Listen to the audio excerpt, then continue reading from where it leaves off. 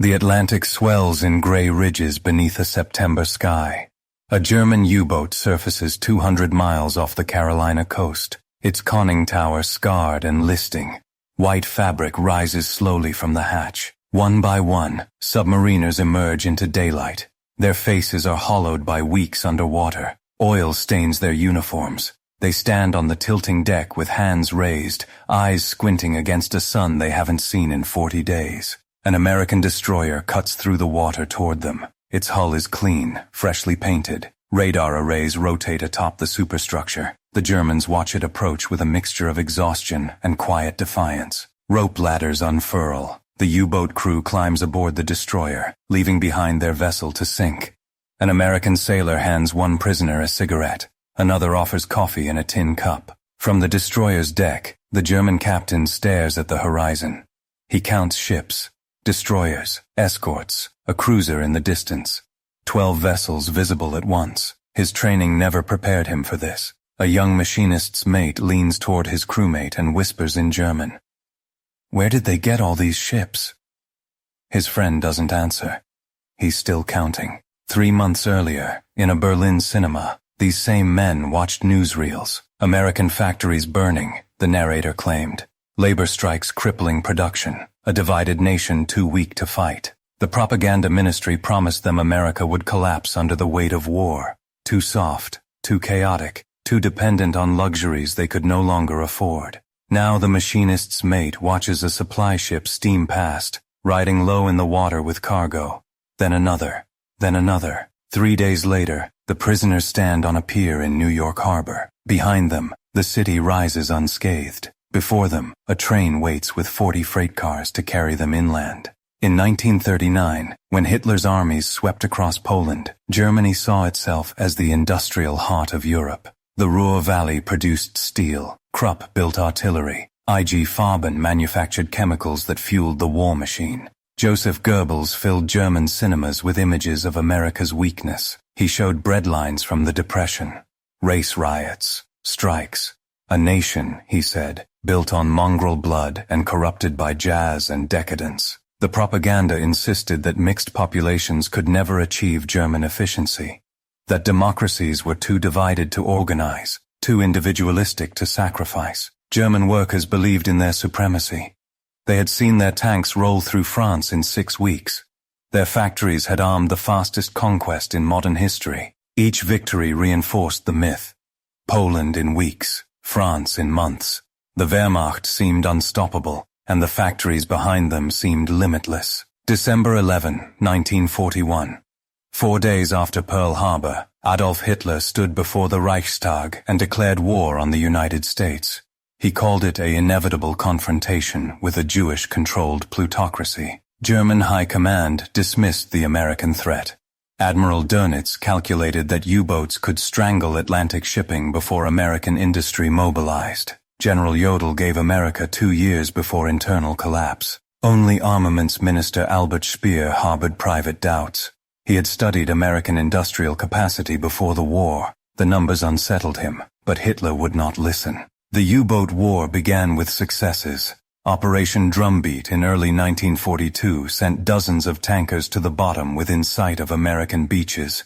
German crews called it the second happy time. Then the convoys improved. Escort carriers appeared. Radar became standard. By late 1943, more U-boats were sinking than Allied ships. The hunters became the hunted. Capture rates climbed throughout 1943 and 1944. Entire crews surrendered at sea. Survivors from sunken vessels washed ashore on lifeboats. The prison camps in America began to swell. The United States established over 500 POW camps across the interior. Texas, Kansas, Nebraska, Montana. Places so far from the ocean that escape became meaningless. Geneva Convention protocols were observed. Prisoners received the same rations as American troops. They could send letters, receive packages, work for wages. The first trainloads arrived in the summer heat of 1943. German soldiers pressed their faces to the windows as the American landscape rolled past. Officers still carried confidence like armor. They spoke of wonder weapons being perfected in secret laboratories. The V-1, the V-2, jet aircraft that would turn the tide. They told each other that Germany simply needed time, that the Eastern Front would stabilize, that America's entry into the war had come too late to matter. The assumption held firm. America could not fight wars in both Europe and the Pacific. The nation would buckle under the strain, forced to negotiate peace. The prisoners expected to find a country struggling, rationing like in Germany, empty shelves, women working in place of men sent to fight, the grinding poverty of total war. They expected bombed factories and civilian desperation, a nation straining every resource just to keep armies fed and supplied overseas. Instead, they found something that shattered every assumption they had carried across the Atlantic. The train rolled west from New York through Pennsylvania. German prisoners stared through barred windows at landscapes untouched by war. Farmland stretched to the horizon. Crops stood tall in late summer abundance. Barns painted red, silos full, tractors working fields in geometric precision. Small towns appeared every 20 miles. Church steeples, water towers, grain elevators, lights burned in windows, cars sat parked along main streets, not a single structure damaged. Factories rose along the rail lines, smokestacks everywhere, exhaling clouds that signaled production. Steel mills, foundries, manufacturing plants running at full capacity. A Luftwaffe pilot turned to his seatmate and said quietly, "Not one bombed building. Not one." His companion nodded, but said nothing. The realization was too large for words. Camp Hearn sprawled across Texas grassland south of Bryan.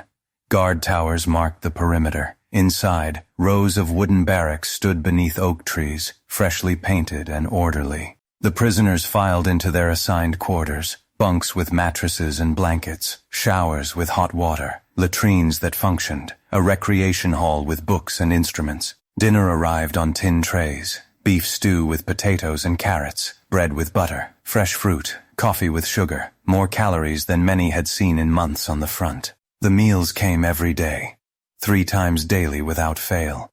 Meat portions that exceeded Wehrmacht rations. White bread instead of the dark, heavy loaves of home. A camp dentist saw prisoners weekly. An infirmary staffed with doctors treated injuries and illness. Medications were available. No one died from infected wounds or preventable disease.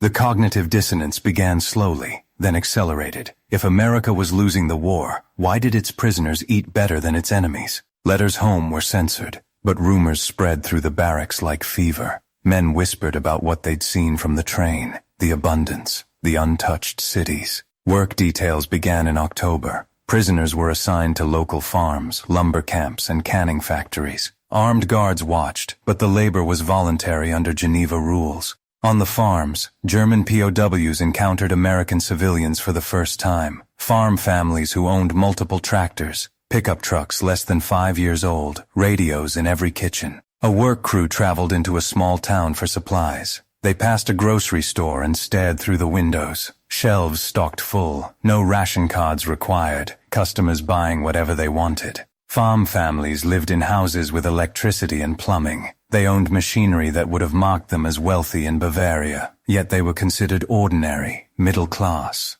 A 16-year-old boy drove his father's Ford to town alone, a teenager with his own vehicle. In wartime, the German prisoners could barely comprehend it. Selected POWs were taken on factory tours, ostensibly for work training. The American military permitted it, confident that intelligence gathering would only demoralize the prisoners further. At the Willow Run plant outside Detroit, B-24 Liberator bombers rolled off the assembly line every 63 minutes. The factory floor stretched for over a mile under one roof. A former aircraft mechanic stood watching and calculating.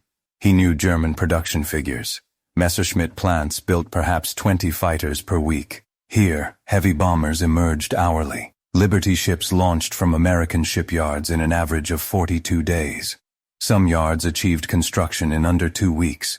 German U-boats sank them slower than America built them. The tank production lines in Detroit converted automobile factories into war machines. Assembly techniques perfected on civilian cars now produced Shermans by the thousands. A German engineer recognized the machinery.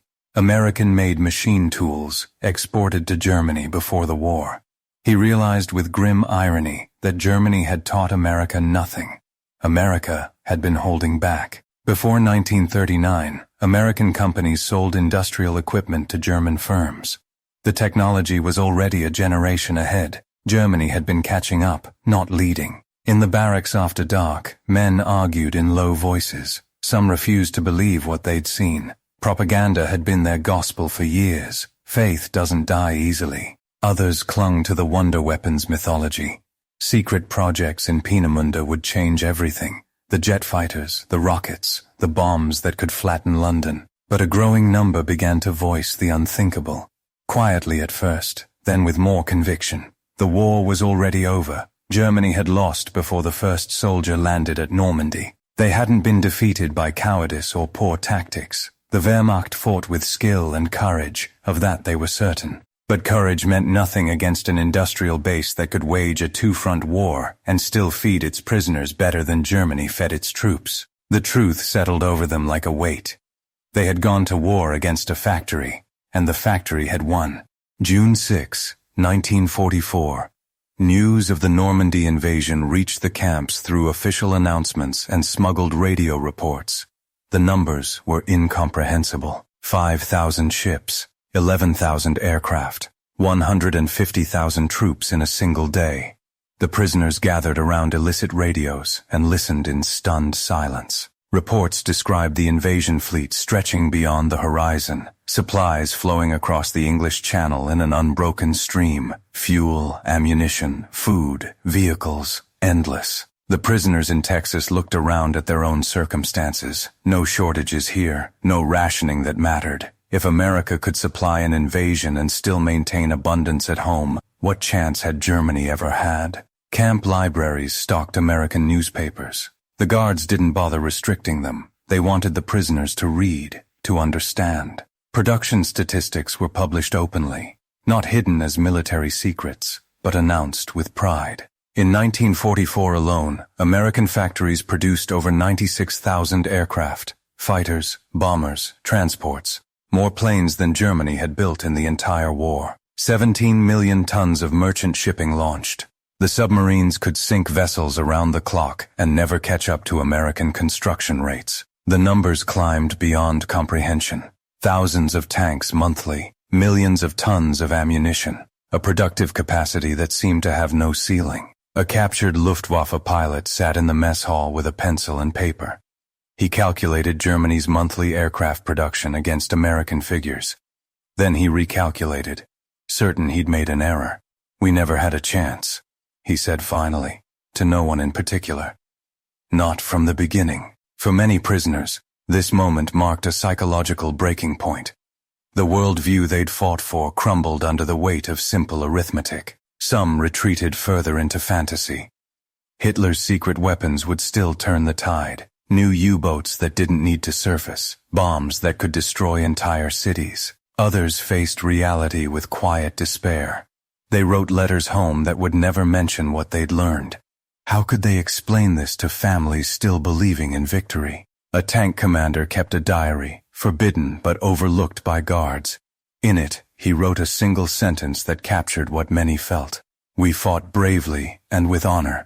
But bravery cannot stop a factory that never sleeps." International Red Cross representatives visited the camps quarterly. They interviewed prisoners about treatment and conditions. The reports they filed noted an unusual pattern. POWs who had served on the Eastern Front compared their camp conditions favorably to their own service. They ate better as prisoners than they had as soldiers in Russia. The realization was devastating in its simplicity. Even in captivity, America provided a higher standard of living than Germany offered its own warriors. Letters from home described worsening conditions. Allied bombing had intensified. Cities burned. Ration cards covered less each month. Children were hungry. Meanwhile, American civilians organized Christmas donations to the POW camps. Packages arrived with cookies, warm clothing, small gifts. Church groups visited to sing carols. The moral weight of it settled heavily.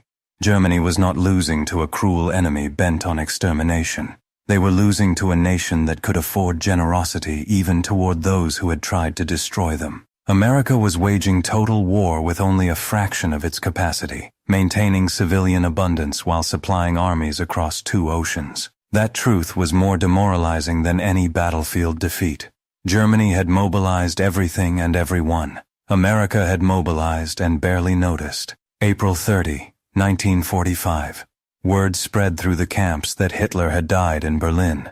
The official announcement came later, but the rumors moved faster. The camp went quiet.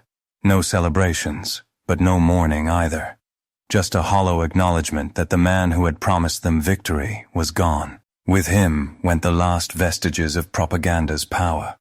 Whatever had been believed about American weakness, about inevitable German triumph, died in that Berlin bunker. What remained was only what the prisoners could see with their own eyes. The factories still running, the trains still hauling goods, the abundance that never diminished. The truth had been visible all along, from that first train ride inland. They simply hadn't wanted to see it. Now there was nothing left but truth, and it surrounded them on every side. May 8, 1945. Germany surrendered unconditionally. In the camps, guards announced the news over loudspeakers. Prisoners stood in formation and listened without expression. Repatriation would take years.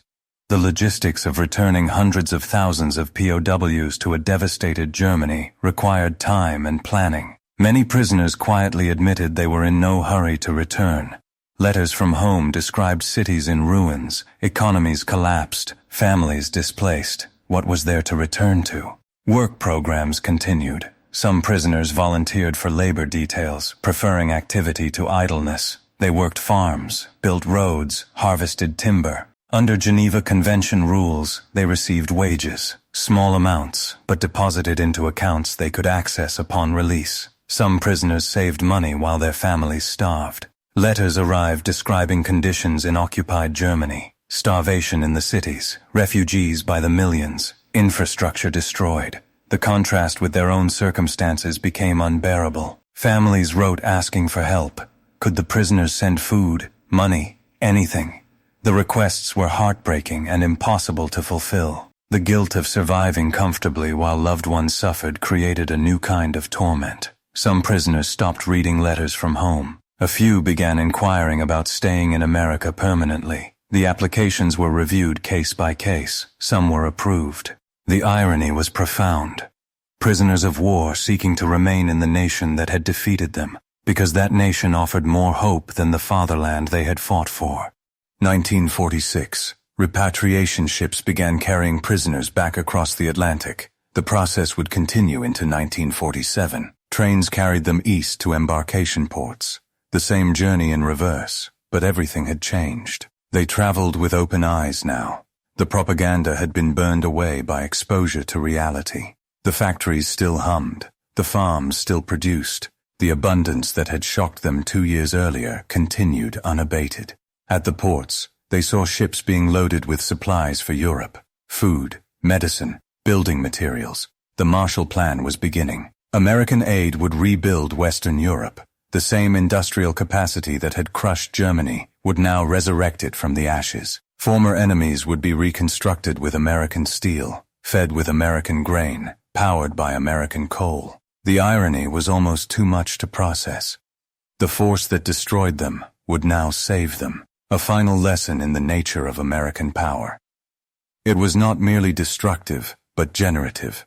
It could build as readily as it could demolish. The prisoners boarded ships for home carrying knowledge that would haunt them for life. They had seen the future, and it had been built in Detroit. Decades later, historians interviewed former POWs about their experiences. The responses were remarkably consistent. "We never understood America until we saw it with our own eyes," one former U-boat commander said. "The propaganda told us lies, but we wanted to believe them." They had been blinded not by ignorance, but by ideology. The Nazi worldview required America to be weak, so weakness was all they were permitted to see. Reality revealed something different. Not American courage. They never doubted soldiers could be brave, but American capacity. Wars are not won by willpower alone. They are won by the ability to produce more, transport more, sustain more than the enemy can destroy. They are won by factories that run 3 shifts, by farms that feed armies overseas while civilians at home eat well, by railroads that move a continent's worth of resources. Most critically, they are won by a nation geographically protected from the war it fights. America's factories never felt a bomb. Its fields never became battlegrounds. While Europe tore itself apart, America built, and building was always easier than rebuilding. The former prisoners returned to Germany carrying a secret that shaped the rest of their lives. They had seen behind the curtain of history. The war had been decided long before the first soldier stormed a beach. It was decided the moment Germany challenged an industrial power that could arm the world and never break a sweat. They had fought bravely, but they had been fighting mathematics, and mathematics always wins. If you enjoyed this look back at the heroes and machines that shaped our skies, consider subscribing. Your support helps keep these stories of courage and history alive for future generations.